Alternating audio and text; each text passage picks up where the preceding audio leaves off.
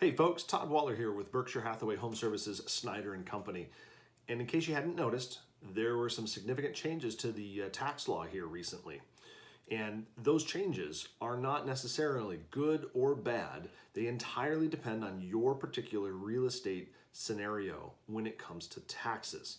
There were a bunch of changes, but there were three in particular that affect real estate throughout the country.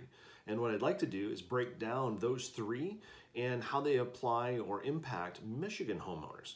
Because what happens on the federal level and in other states doesn't necessarily directly impact current homeowners in the state of Michigan. Could be someone moving to or from the state of Michigan. Yeah, it could affect them there. But all I can do is give the knowledge that I've got about Michigan homeowners and how these tax changes affect Michigan homeowners. So there's three key areas that have been changed in the most recent tax bill. There's the mortgage interest deduction, there's the exemption period, and SALT, or state and local taxes. In this particular video, I just want to address the mortgage interest deduction and the exemption period. There's a lot of stuff to cover here, so there's going to be multiple videos, but this first one is simply on the mortgage interest deduction and covering the exemption period. The mortgage interest deduction was lowered from $1 million to $750,000. This means that if your mortgage is $750,000 in 2018 or moving forward, then you have the ability to deduct that interest. The mortgages that were in place prior to December 14, 2017 are exempt from this. They're good to go. But if you're purchasing a home and your mortgage value is $750,000 or more, you may no longer deduct that interest. The alternative minimum tax increase, however, offsets some of that lost $250,000. So again, this is where you want to talk with a CPA to talk about your specific scenario. Here's one thing that I know, that if you're buying a $750,000 or greater home, or a home with a $750,000 mortgage, you're likely looking at purchasing a home between $900,000 and $1.25 million if your mortgage value is at least $750,000. If that's the case, you're looking at a high-income individual in the first place, right out of the gate. So other things may actually come into play to offset that loss of the mortgage interest deduction. But here's the kicker. In the state of Michigan, these are amazing numbers. These are numbers that come directly from the National Association of Realtors. So follow me here, and I apologize, I'm looking off screen.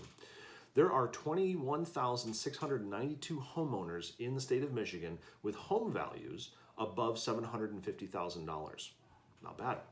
Of those homeowners, the IRS estimates that only 15,026 of them will actually claim the mortgage interest deduction. Again, this is based on IRS tax data over the last few years, and it's related to income levels. The new mortgage interest deduction means that these owners will lose out on $1,026 of potential savings. And here's the kicker. That $1,026 that they're going to lose out on potential savings is not a one-year, one-time event. It's spread out over 10 years. Hear that. The folks that are going to get hurt the most by lowering the mortgage interest deduction in the state of Michigan are losing out on $1,000 over 10 years. Not that big of a deal, quite frankly. And again, given high earning individuals and their incomes, they probably have ways to itemize their deductions. They're probably doing that in the first place. And with some of the corporate tax cuts that were initiated, it'll help offset all of the $1,000 over 10 years. My point, with the mortgage interest deduction changing from $1 million to $750,000, number one, sky's not going to fall. Number two, the folks that will be impacted by it really aren't going to be impacted that much, if at all, when you consider the whole and the totality of the tax bill that's been proposed and passed that's currently in law.